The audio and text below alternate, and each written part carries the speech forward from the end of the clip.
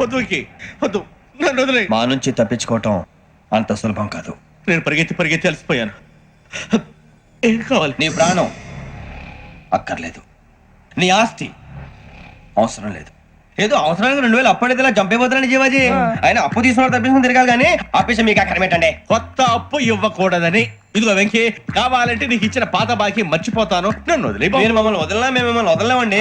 మీ దగ్గర అప్పు తీసుకున్న నిజం మమ్మల్ని నీలా వెంటాడుతుంది. అందుకు నన్ను ఎంత ఆడుతున్నారా? నన్ను అంతగా అయిపోలేదు. ఉండి లేదంటే మొత్తం లేకుండా పోతారు. ఇప్పుడు మీకు ఇస్తే జరిగేది అదే.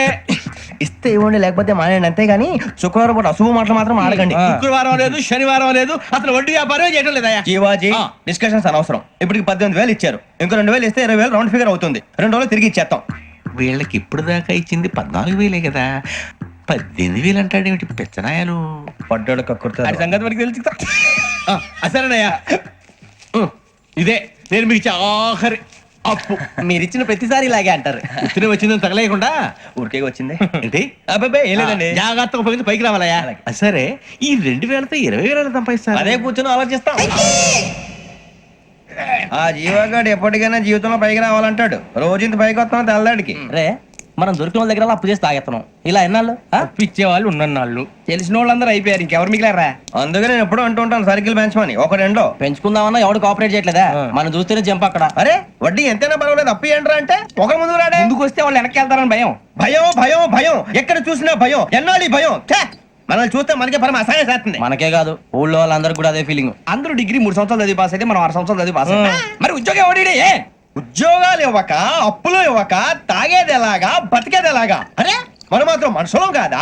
మనకి కోరికలు ఉండవా? ఇప్పుడు మనం ఆలోచించాల్సింది అది కాదు, రేపటికి ఎవరిని చంపాలి.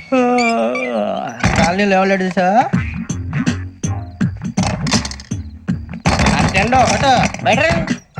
నువ్వా వెంకీ? ఏంటి వెంకీ ఈ టైంలో వచ్చా? నీతో మాడే పని ఉంది, దా చెప్తా. ఏ బాగా నిద్రొస్తుందా? సరిగానే రే, నువ్వు మమ్మల్ని చూసే తలిపేసావా? మామూలుగానే వేసాను. మామూలుగా వేసేవాడివి. మీరు రావడానికి 1 నిమిషం ముందో, మేము వెళ్ళాక 1 నిమిషం తర్వాత వేయాలి కానీ బిలాల్ రాజా, నాకు నిద్ర వచ్చి పడుకుందామని తలుపేసుకున్నాను. అయినా నా ఇంటి తలుపులు నేను అడిగేసుకోవాలంటే తప్పు చేసిన కాక ఇంకా గేర్ సమాధానం చెప్తావా? మీ ఇంట్లో పెళ్లిడికి వచ్చిన ఆడపిల్లలు ఎదురున్నారు. ఇదిగో అమ్మాయిలు, మీతో ఎప్పుడైనా యథాశాలు వేసానా? విన్నారా? అడుగు తలుపులు వేసావు. అనవసరంగా గొడవ ఎందుకు ఇక్కడి నుంచి వెళ్ళండి. గొడవ? మీ ఇంటి మీద పడి ఎప్పుడైనా గొడవ చేశానా బిని గారు? లేదు బాబు. విన్నారా? చెప్పు, మమ్మల్ని చూసి తలుపులు ఎందుకు వేసుకున్నావు? అరే మాకు అప్పించిన వాళ్ళు కూడా మమ్మల్ని చూసి ఎప్పుడు తలుపులు వేసుకోలేదు. ఏం చేయాలి? మరి నువ్వు ఎందుకు వేసుకున్నావు? బాబు టప్ అయిపోయింది, బుద్ధి తక్కువ వేసాను చాలా.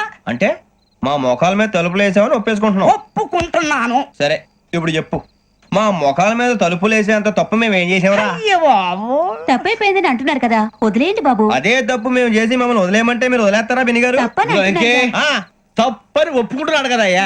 ఇప్పుడు టైం 11 అయింది, వెళ్ళి పడుకోండి. 11 అయిందా? కొమ్ము ఉంచాడు కదా. నాకు సంబంధం ఏంటి? ఉంది, సంబంధం ఉంది. 11 గంటలకి నా క్లోజ్ ఫ్రెండ్ ఢిల్లీ వెళ్తున్నాడు. 5,000 అప్పిస్తానని ఎయిర్పోర్ట్ రమ్మని చెప్పాడు. నీ గొడవలో పడి ఆ సంగతి మర్చిపోయాను. ఇప్పుడు నాకు జరిగిన నష్టానికి భర్తీ ఎవరు చేస్తారు? మీరా మీరా మీరా? ఎవడు పడితే ఎందుకు చేస్తాడా భర్తీ? మళ్ళీ వాడి నువ్వు తప్పు ఎవడు చేసా వాడే చేస్తా. దానికి కారణం ఈ 10 మనిషే కదా.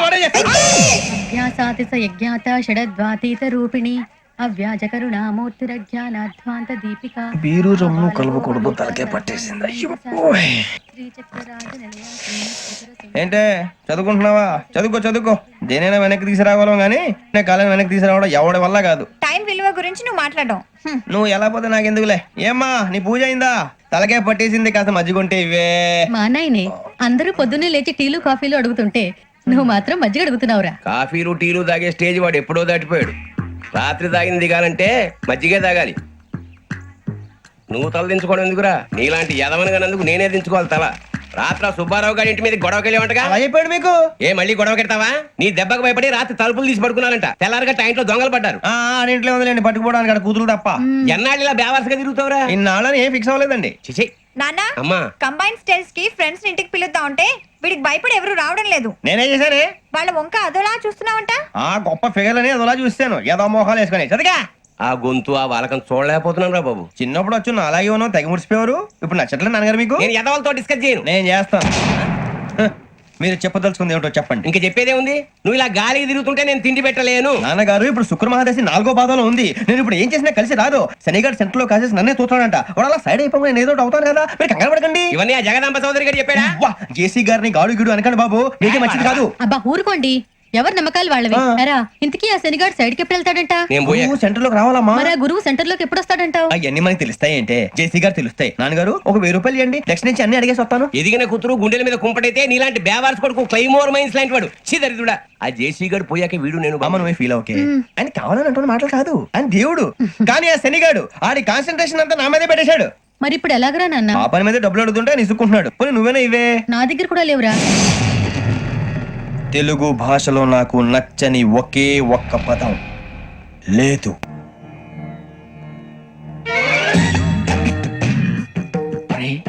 కళ్ళు మూసుకునే ఉన్నాడు, కొంపదీసి నిద్రపోతున్నాడేంటి? ధ్యానం. కళ్ళు మూసుకొని ఎవరినో కాంటాక్ట్ చేస్తున్నారు. అవునా? అబ్బా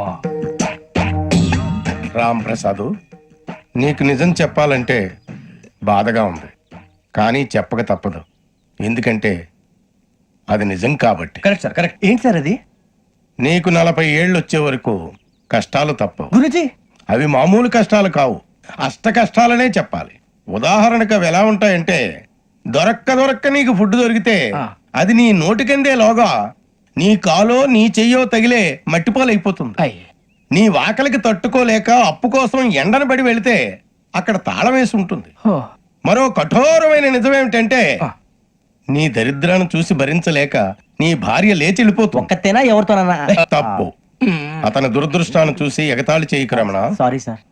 ఇదయ్యా రాంప్రసాద్, నువ్వు ఈ 40 ఏళ్ళు ఈ నరకాన్ని అనుభవించక తప్పదు. 40 ఏళ్ళ తర్వాత అలవాటైపోతుంది. ఇక నువ్వు వెళ్ళొచ్చు. ఏమో వెంకటేశ్వరరావు, కులాసైనా రమ్మన్నారట. నీకు శుభవార్త చెబుదామని పిలిపించాను. ఏంటి గురుజీ? నీకు శుక్ర మహాదశ ప్రారంభం అవబోతుంది. అంటే శనిగా సైడ్ అయిపోయినట్టేనా? ఆల్మోస్ట్ అయిపోయినట్టే. మీరంతా టోపీలు పెట్టుకునే ఉద్యోగాలు కూడా చేసుకుంటారు. ఇప్పటిదాకా మేమందరికీ టోపీలు పెట్టాం గానీ మాకు మేమే టోపీలు పెట్టుకుంటాం ఎప్పుడు అనుకోలేదు గురుజీ. అదే విధి. మరి ఇప్పుడు బిల్ల బంటోతు నుంచి బీట్ కానిస్టేబుల్ వరకు అందరికి నెత్తిమి టోపీలు ఉంటాయి. అందులో ఏ ఉద్యోగం? ఎస్ఐ గారు కూడా టోపీ పెట్టుకుంటారు కదా. ఏది మన చదివే చదువులకు ఎస్ఐ ఉద్యోగాలు ఇస్తారేంటి? గ్రహాలు శాసిస్తున్నప్పుడు చదువులతో పని లేదు. ఏబిసిడీలు చదివినా చాలు మీ జీవితాలు విచిత్రమైన మలుపులు తిరుగుతాయి. మీకు విపరీతమైన ఫాలోయింగ్ వచ్చేస్తుంది. మీరు చాలా ఫేమస్ అయిపోతారు. వింటానికి చాలా బాగుంది. ఇప్పుడు మమ్మల్ని ఏం చేయమంటారు గురుజీ? ఏమీ చెయ్యదు, వెయిట్ చేయండి. కాలం కలిసి వస్తే అదృష్టమే మిమ్మల్ని గేలం వేసి పట్టుకుంటుంది. అంతవరకు వెయిట్ చేయండి. వెయిట్ చేసి కొంచెం వెయిట్ కూడా పెరిగింది. అయినా పర్వాలేదు, వెయిట్ చేస్తాం. అందాక ఏ అప్పు సపోర్ట్ చేసుకుని తాగుతాం, బ్రతుకుతాం అన్నట్టు. అప్పు అంటే గుర్తొచ్చింది. అప్పు మీద మీ అభిప్రాయం ఏంటి గురుజీ? ఏంటరా?